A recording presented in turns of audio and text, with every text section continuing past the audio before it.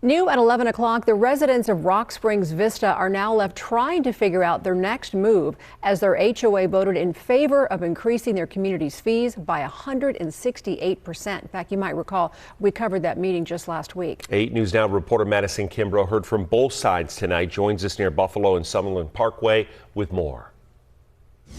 I spoke with an attorney who shared what these residents can do in the midst of these increasing fees, and the HOA president speaking directly with me about why he says the increase is necessary. That's what you do. You offer no solutions. Tensions were high at last week's Rock Springs Vista HOA meeting, with the line out the door as over 100 residents showed up to dispute the most recent HOA increase. Longtime resident Kara Jones says since the meeting was canceled, she and others want a recall. It is my understanding that if you are canceling a meeting, especially if it's a budget meeting, you cannot ratify that budget.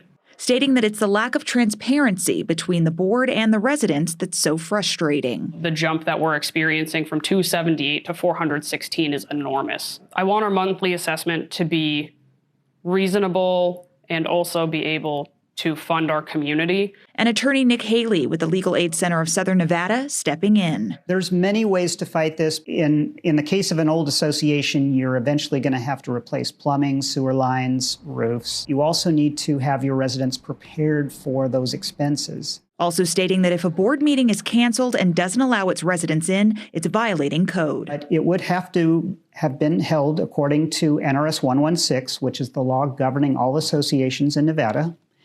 It would have to be noticed. Owners would have to have an opportunity to be heard.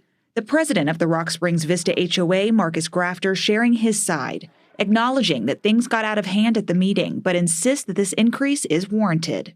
I don't want to make anyone homeless. The last thing I want to do is affect anyone's ability to live. Most of our expenses are unavoidable. Public services, water, plumbing. We inherited an absolute disaster of plumbing from our previous board.